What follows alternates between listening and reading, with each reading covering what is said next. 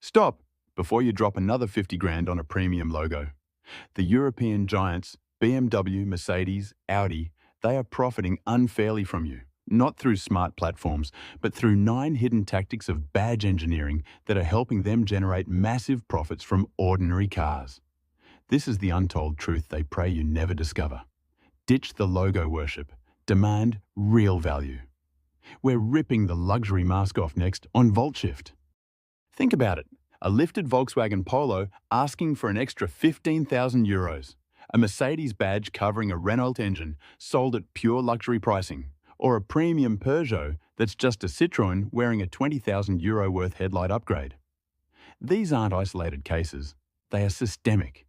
We didn't just look at platform names.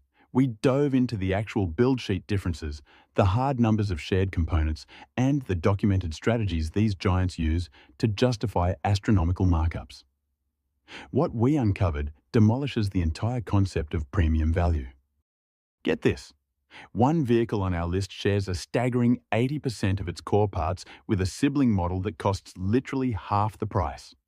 Another runs on an engine notorious for recalls across 12 different nations, yet you paid top dollar for the privilege of owning it. But first, let's tackle the poster child for over-promising and under-delivering. Volkswagen's supposed EV savior, the ID.3. Starting north of 33,000 euros, early adopters weren't customers. They were unpaid beta testers for half-baked software. They paid premium prices to debug a car that couldn't even manage basic functions. The ID.3 launch wasn't a revolution. It was a masterclass in charging for suffering. If you're as disgusted as I am by these shameless manufacturing tactics, you know what to do. Smash that subscribe button now. We're only getting started. Next up, we're exposing 7 more vehicles where platform sharing is costing you thousands. But none is more audacious than this. A Mercedes that is, mechanically, a Renault in disguise. The Mercedes A-Class is the ultimate masterclass in badge engineering gone rogue. You're shelling out upwards of 38,000 euros, easily hitting 50,000 euros. And what are you paying for? The 3-pointed star. Because beneath the hood of the A180 and A200 beats a French heart, the Mercedes marketing machine prays you never discover.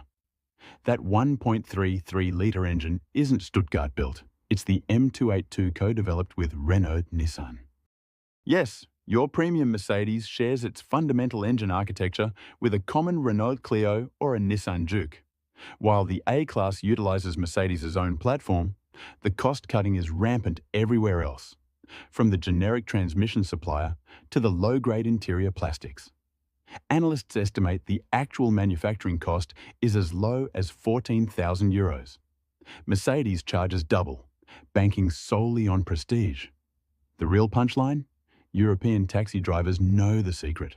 They buy the A-Class for the resale value of a Mercedes, but the simple, cheap mechanics of a Renault.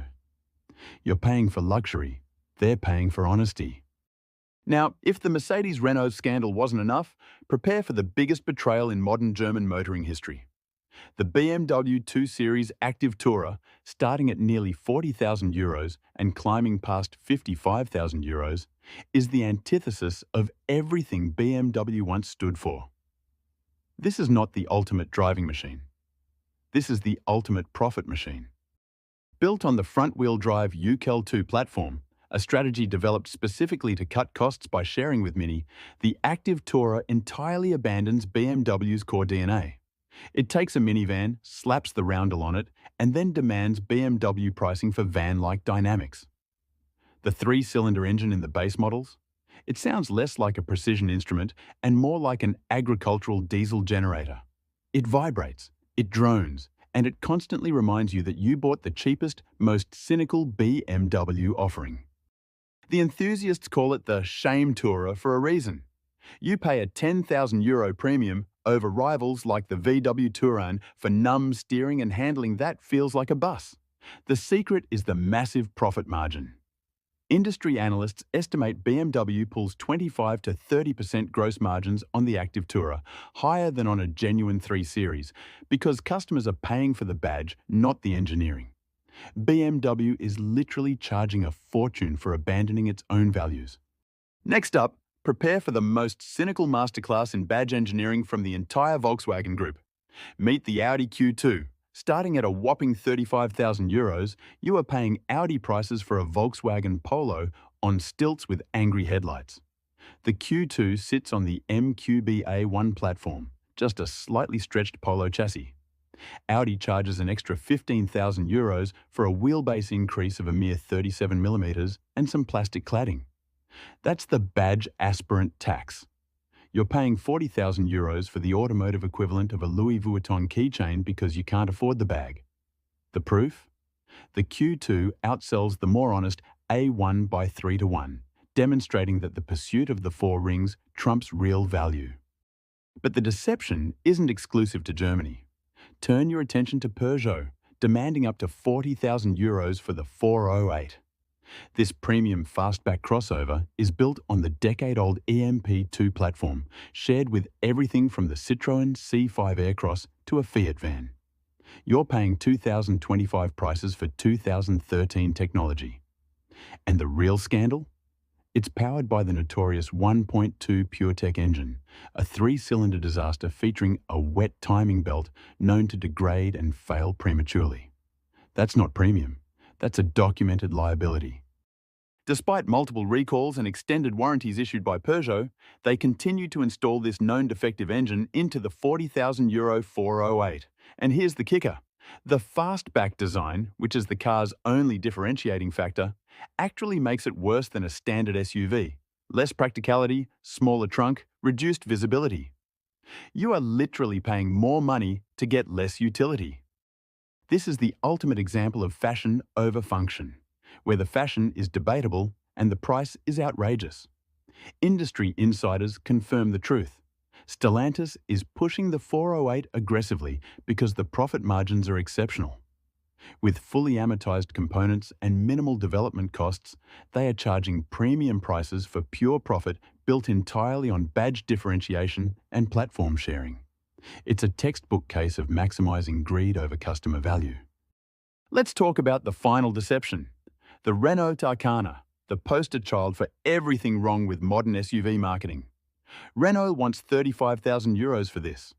What you get is a regular capture with a sloping coupe roofline that actively ruins practicality. Built in South Korea on the same CMFB platform as the Clio, you're paying an extra €8,000 to €10,000 for reduced headroom and a smaller trunk. It's pure style over substance. Worse still is the E-Tech hybrid system. While proprietary, this complex first-generation technology adds €6,000 to the price, a cost you'll likely never recoup, while owner forums already document major reliability concerns with the special dog clutch transmission. The Arcana exists for one reason: to cash in on a styling trend. Renault is betting you won't notice you're paying premium money for mainstream mechanics and compromised packaging. Finally, meet the ultimate example of marketing over matter, the Cupra Formentor. It is literally the emperor's new clothes of the performance SUV world. Starting at €35,000, this supposed standalone model is built on the ubiquitous MQB Evo platform. It's mechanically a dressed-up seat-a-techer, yet Cupra charges €8,000 to €15,000 more just for aggressive styling and copper accents. The sporty driving modes? They deliver the illusion of performance, minimal throttle changes, no dynamic improvement. It's performance theatre, not performance engineering. The ultimate joke is the €60,000 VZ5.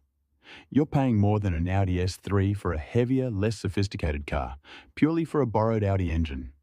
Cupra isn't a standalone brand, it's Seat's marketing department charging a premium for a body kit. No unique engineering, just a massive markup for a logo and a paint job. And for our final exposé, we tackle the brand that has completely betrayed its name, the Mini Countryman. This car is an oxymoron on wheels. Starting at €39,000, it's neither Mini nor British. Built in Germany on BMW's UKL platform, it shares virtually all its mechanicals with the BMW X1. Mini is charging premium pricing for what is essentially a German crossover wearing British fancy dress, a style package with Union Jack taillights. The profit margins are enormous because BMW is amortizing the platform cost while selling imaginary heritage. The Countryman Cooper S costs more than a spacious VW Tiguan. Mini now means whatever BMW wants it to mean. An expensive, oversized crossover. You're paying a huge premium for a badge that no longer stands for anything but marketing deception. For our final item, we look at Stellantis' most ambitious con, the DS7 Crossback. This is a deliberate attempt to conjure a luxury brand from thin air, and the result is a Peugeot 308 wearing ill-fitting haute couture. Priced insultingly high, starting at 45,000 euros, the DS7 rides on the same EMP2 platform as a regular 308. Differentiation comes from gimmicks, the theatrical rotating headlights, the rising BRM clock that often breaks, and watch strap leather. Even the clever active scan suspension is available on the cheaper Citroën C5 Aircross with a different name. The presidential endorsement? It's marketing manipulation, not proof of prestige. Sales figures confirm the truth. DS is struggling because it fools nobody except those desperate to appear affluent.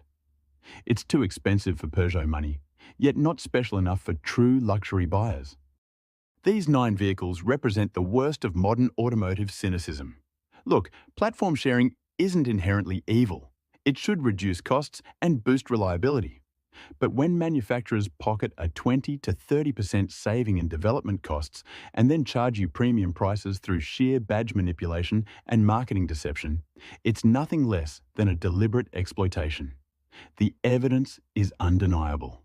The ID.3 used customers as beta testers. The A-Class is a Renault in disguise. The Active Tourer is BMW's blatant betrayal. They are all prioritizing margins over value, exploiting brand loyalty. But the market is fighting back. Resale values for these badge-engineered models are plummeting faster than their honest counterparts. The Q2 depreciates quicker than the A3. The DS7 loses value like a Peugeot. The market is correcting their lies. The solution is simple. Buy the honest car. The Skoda Kamiq is mechanically the Q2 for 12,000 euros less. The Seat Ateca is the Formentor without the pretense. Every informed purchase that prioritizes value over a badge sends a powerful message. Which one of these scams makes you the angriest? Share your stories below. I read every comment. And if this video saved you a fortune, hit subscribe. Because next week, I'm exposing the 7 reliable European engines that are actually designed to fail right after the warranty expires. Don't miss it.